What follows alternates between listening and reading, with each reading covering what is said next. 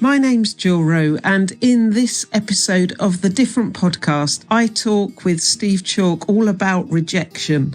This is a big topic that involves big emotions. Together, we explore the difference it makes when we acknowledge the way that rejection can make us feel, and we think about how we can find a way through it, discovering both a new way of seeing and a greater expansiveness to life. This was an honest and open chat, and one that we both pray brings you some comfort and maybe some sense of renewal. Steve Chalke, hello. Good evening. Oh, it's evening. Yeah, I know. Well, it is evening, isn't it? It and is. The nights are closing in.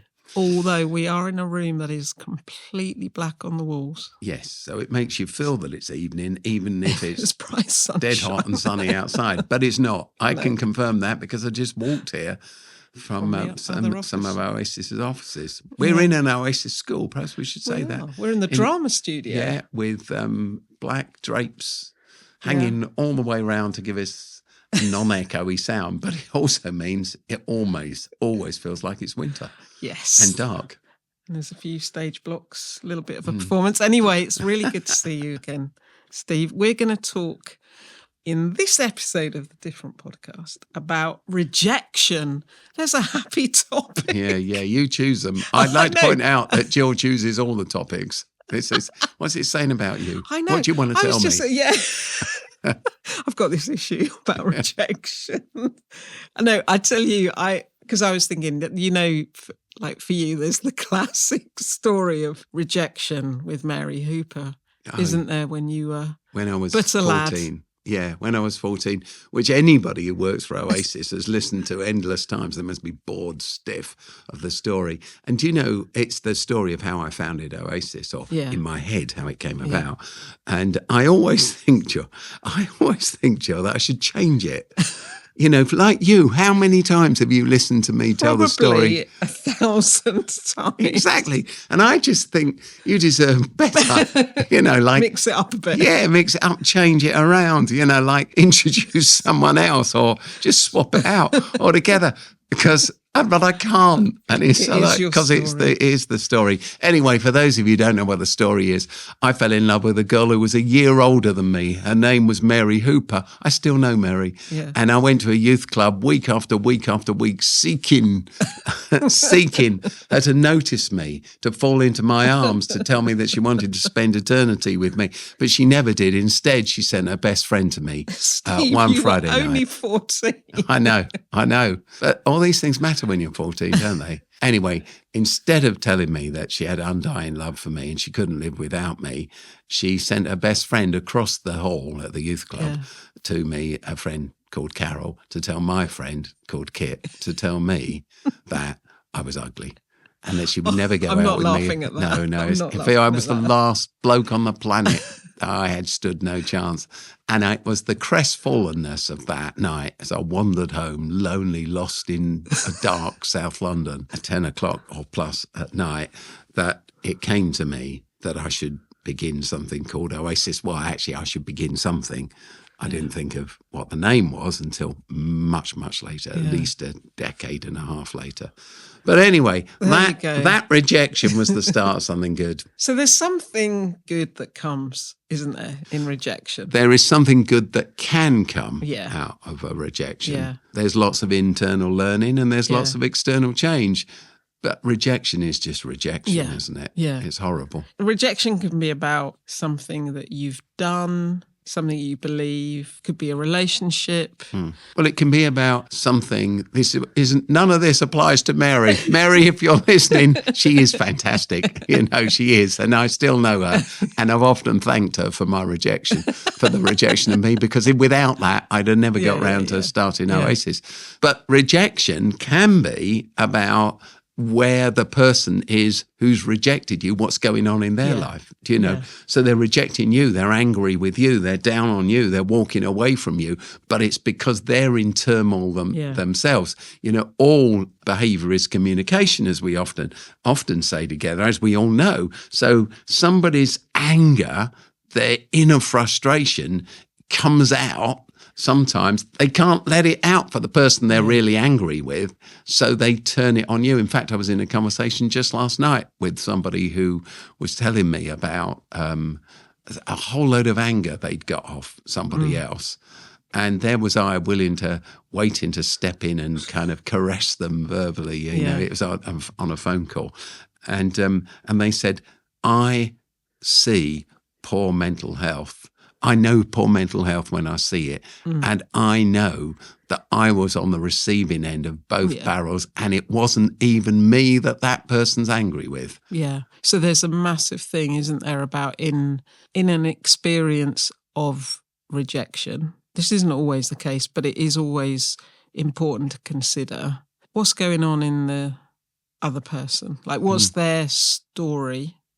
What is it that they're inhabiting in that moment? Yeah, and what are they struggling with? What's their context? Yeah. I think about this a lot because it's a strange old world that we live in, as we know, but it's a strange old world that I live in, you see. So what I guess it applies to us all. I'm not claiming it. So what happens is you go into a meeting with somebody, and it might be just a family meeting, or it might be a professional meeting, or it might be that you've just met a friend down the pub, and you wander in with your load on your back. Yeah. Your invisible rucksack of weights that are all the crap you're trying to deal with and the struggles you're having in your life, and it could be to do with your health and your relationships, and it could be to do with someone you love and what's going on for them, and it could be to do with work and insecurity of that. It could be to do with anything, or your housing, but you arrive into this meeting with your giant load on your back, which is invisible. The person that you're coming to see, they've got a giant load on their back, which is invisible. And you just launch in and you're kind of talking at cross purposes all the time. And you unload your stuff on them, but they're not in a place where they're going to receive it because they don't know your context anyway, and you don't know their context, and they misread what you're saying, or you're not really listening to them because you went first instead of going second, and there's another car crash. Yeah, absolutely. But then there are, I think about, my parents got divorced. I remember my mum's feeling of rejection because dad left.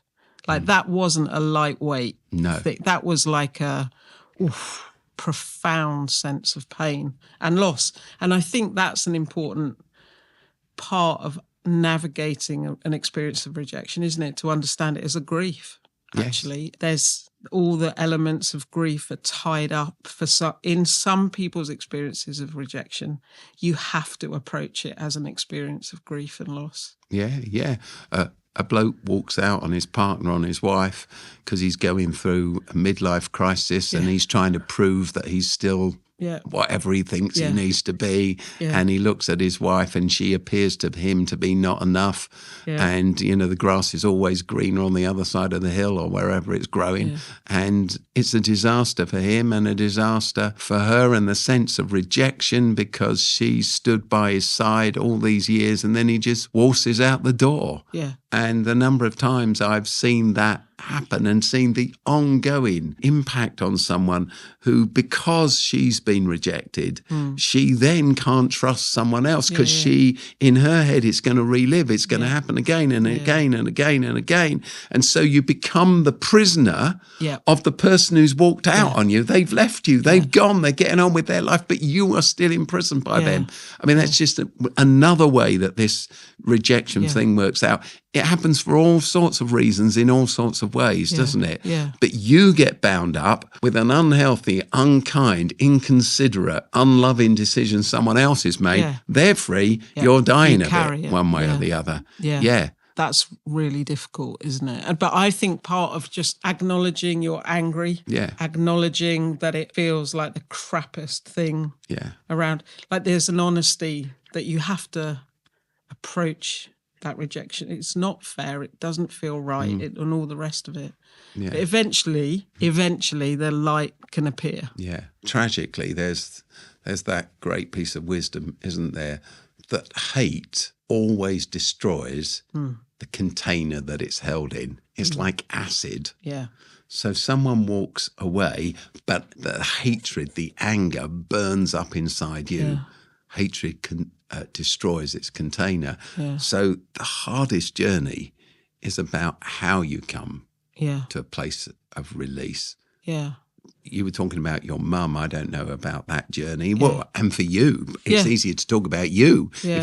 If your dad's walked out, that's the anger burning inside you that can destroy you, isn't it? Yeah. Oh no, absolutely. But I think that's why, for me, the motif of, this is loss. This is as a loss. So yes, of course you're angry. So if it's belittled, like, oh no, you shouldn't be angry about that, blah, blah, blah. Or if you are, you're not able to navigate that journey and you don't have, I remember going to see, I don't know if I've ever told you this, Steve, like, because I know the impact on me and the insecurity that it brought me for a number of years, which was particularly strong at university. And I remember going to see, I was just so fed up with feeling so wretchedly insecure, And I remember going to see the chaplain, a guy called Graham. He was fantastic, absolutely brilliant chaplain at the teacher training college where I was. And I just said, I'm tired of this. And he was brilliant. I'm going to swear now because he swore. He said, life's shit sometimes, Jill, isn't it? And I was like, it's all I needed someone to say. I just needed that acknowledgement that rejection is a horrible experience rather than, it'll be okay. Like the ignorance of the pain or the ignorance of what it does to you internally and all of the rest of it. And it was like a release moment for me just to have someone see it and to acknowledge that it was hard. And then I felt able to go, okay, I can move now. I can move into the next part of what this is and get on with life and not allow it to be the toxic container, as you describe it, like a rust that was kind of eating away. So, having someone see you in your rejection is really powerful. Yeah, absolutely. Now, for me, one of the things that comes with being the figurehead of something like Oasis, a huge organisation in this country and other countries, is you can be on the receiving end. Yeah, you attract it, right? Yeah, of so much of this stuff. I mean, people ring me up or see me or bump into me and they're angry with me. And they're angry with me about stuff I know absolutely nothing about. I mean, not a thing. Yeah. So I'll say to somebody the other month, someone was really angry with me, and I said, tell me more about that. And because I'm actually trying to find out. Make sense of it. Yeah. But it's no good me deflecting it because as far as this guy's concerned, I'm the leader of Oasis. Yeah. So I needed to pull it out of him in order to be able to engage in the conversation and to apologize to him and to hear him and to listen to him and soak it in, it up and soak it in so that he could wander away with some release or relief because he's evacuated his anger. Do you know? He's had a chance to get that toxicness out rather than it to stay in the container and eat away, the acid that destroys the container again. So sometimes I think in life, we all have to just know I am just the target. I'm going to be shot at. And if I can allow someone to use that term again, evacuate all this stuff. Spew up on you. Exactly. They will be in a better place. But there's a thing in there where you're not retaliating at the rejection, are you? That takes some practice to get to that. The other thing I find, I don't know if all these things are connected or disconnected, but so for instance, perhaps we should talk about this, however many years, decade more than that ago, that I wrote a paper as a Christian church leader that said, when you can do a same-sex marriage, will marry people of the same sex, and until then I will do the closest thing to a wedding you can possibly get without it. And we welcome into our church and churches people who are LGBT, etc., etc. Well, that brought out oh, blimey.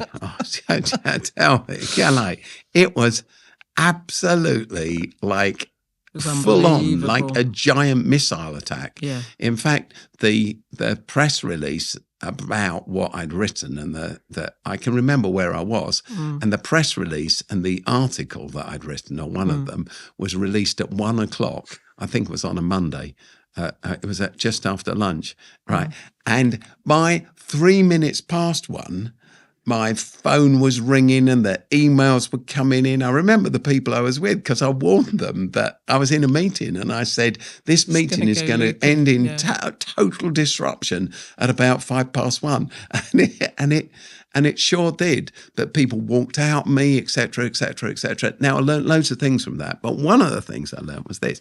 People came up to me and they'd be really cross with me about the acceptance of gay people.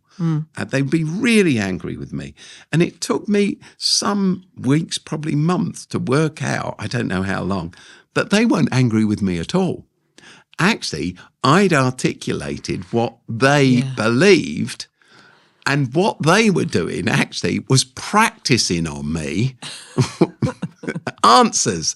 So they'd lay into me in the method they were expecting to be laid into by their family members or their church or their place of employment or whatever it might be, their community. And they were throwing these kind of angry questions at me just to get out of me, suck out of me my responses, so that they could then go away armed with that stuff together. Yeah. So there's another thing as well. So when someone in some situations, when someone's angry with you, actually I've learned in all sorts of ways since then that it's their easiest way to seek support.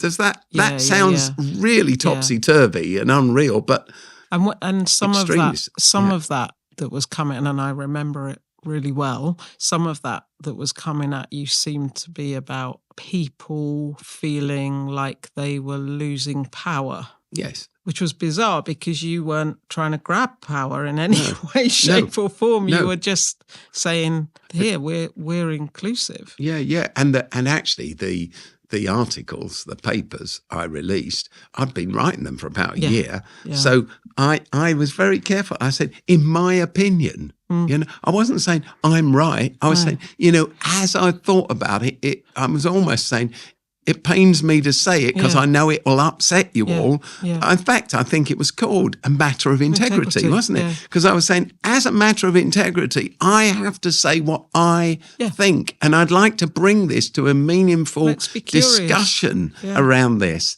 Well, we never got a meaningful discussion. You went on trial. Yeah, I got banned. My books were taken off shelves in shops, etc. I mean, I was listening to somebody on the radio the other Saturday on Radio 4, and they'd had a book banned, and then that's what made me listen. And then they'd had a book taken off shelves, and I said to Cornelia, my wife, I had about 20 books just ripped off shelves, and people threw. It was horrendous. But then I realised that a lot of those people are doing it because they've got something to lose by not doing it. So I realised that some people were taking it out on me because they were scared of losing traction themselves. So I was thrown out of something called the Evangelical Alliance. In fact, the whole of Oasis was, And I realise now, it's about income. It's about the dollar. It's about where we get our money from, and it's a subscription organisation. There was a magazine I wrote for, and they said, I could never write for them again. It's about subscriptions. It's about, It's money. There were people who came to see me who genuinely, well-known people in religious circles, very well-known people who said, Steve, I wish I could write what you've written. I can't, but I wish I could. but if you ever publish my name that I've said this, I'll deny it. Honestly, that went on. So fear plays a part in all of this. So whenever anybody's rejecting you or angry with you, it may not be you. It may be the thing. It may be that they're trying to protect themselves. It may be that you're challenging some dark, unexplored part of their own soul and understanding. All sorts of things may be happening. And it could be also that they are rejecting you. Like that is an experience that people have. And I just wondered, Steve, if that, in all of those situations, what would you say? What would I say to someone going through that? What, you know, we both have people, and you have people come and talk to you, particularly around the LGBT. I've had several good friends just turn their back on me. I saw one of them last week, actually. So he'd been my good friend. We'd spent evenings in pubs together, invited him and his partner round for meals. We all sorts of things. And then one day he just said, just stopped. And I saw him at an event that I was responsible for just last week. And there he was. And I saw him and I think, well, what do I do? So I went over to him. And I said, hi. I stretched out my hand and I shook his hand and I asked him how he was and what was going on for him. Because once again, I have no idea what was really going on in his life as to why he walked away. But it's the grief for me of losing that friendship. It's a friendship. Because I'm going to lean on this person. They're my lifelong friend. I've built a friendship with them. I need them. I need support because we're made for relationship, aren't we? And you can't just make friends willy-nilly, can you? Just instantly. Old friends are good friends because you've walked the walk together. So when one of those that you've invested in suddenly wants nothing to do with you, that's really hard. It's, it is a grieving process. I think it is. I agree with you. But I think, Steve, that's where I'm really grateful to be part of Family Oasis. I'm really grateful to you and Corny. I'm really grateful for church. I'm really grateful, Pete, our producer, say it with us. You know, that actually when you lose that, it is that importance of, isn't it, of finding cover and community in the rest that there is, and doing your best to not allow grief to overwhelm you, but mustering the strength each day to walk through the feeling of that loss of friendship, you know, for you with that friend. And to be kind to yourself in it. So going back to the big thing we were just talking about, when you had got thrown out of so many things. I remember your diary emptying. Yeah, my diary emptied. Work that I'd done for people was destroyed. You know, Oasis lost a lot of cash and support. Honestly, all those things. But here's the thing.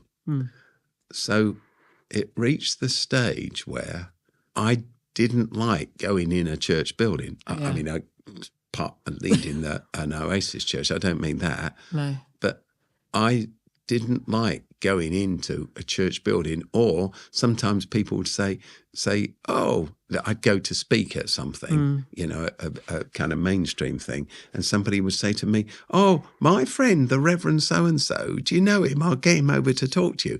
And inside you freeze because you think, this man might hate me. Going to events that sometimes I had to go to that were in halls filled with Christians, I tried to avoid. I remember one such event. Because you just hard. think, they're all looking at me and assassinating me under their breath and all the rest of it. It was really hard to do. And that's part of the loss, isn't it? That's part of the grief. Part of the fact that there were people who I counted as friends who wouldn't speak to me, still don't speak to me. It's a really, really hard place because we all need connection. We all need relationship. And going back just on that bit, like the connection and the courage, we crave connection, don't we? So it's a fundamental from the moment of conception, you know, all the way through the whole of our lives. It's who human beings are. Yeah, we're made for connection, both physiologically but it's that fear of disconnection that can stop us being brave. Yeah. Can't it? Yeah. And so that's why I say, whether it's your sense of connection to your, like who God is, whether it's about your wider, the community, it's that can sustain you when you can do nothing other than, for a matter of integrity, be brave. Yeah. It's the courage to do these things. I was talking to somebody who is a senior kind of leader in the UK about the LGBT thing. And he said to me, Steve, you don't understand my situation. It's hard for me to speak up about this because, and he went through some of the reasons. And I actually said to him, do you not think it's hard for me? Hard for you, yeah. In the end, it's about courage. It's about courage to not say what you believe, to allow the bully to bully you into being something other than who you are, is a sad place to end up with, because you've got to live with yourself in the end. That's the reality. I suppose back to Mary Hooper, you know, because it gets too depressing otherwise, doesn't it? It's kind of like, so the thing about Mary rejecting me and my intense sense of loss as a 14-year-old because of this beautiful girl was never going to go out with me, is as I, had a chance to joke with her, and one of her sisters, who I know very well as well, had it not been for that, my life would have never taken the direction it has done. Yeah. So strangely, I'm eternally grateful to Mary. I just think if she'd have actually fancied me, my life would have been a mess. Nothing to do with her, but I wouldn't know you. No. I wouldn't know Pete, a wonderful producer. And I wouldn't, and we wouldn't be in this room, and we wouldn't, there you are. Yeah. Thank God for Mary's rejection of me.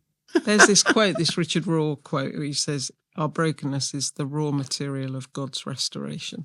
Isn't that so in rejection? And also, I kind of get the feeling that Jesus, the attention was on the rejected, wasn't it? That the bottom of the pile, the least powerful, the ones who, had least, whether it be power or property, or they were called blessed. Yes. You're in God's hands.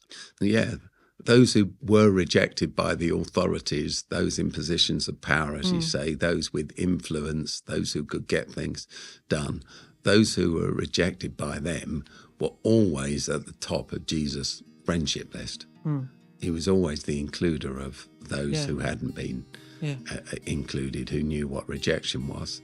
And I think that's been one of the guiding principles, actually, of Oasis over the years. Perhaps all back to Mary again. Yeah. I don't know. But Thank God for Mary. Mary. Saint Mary, as I call her.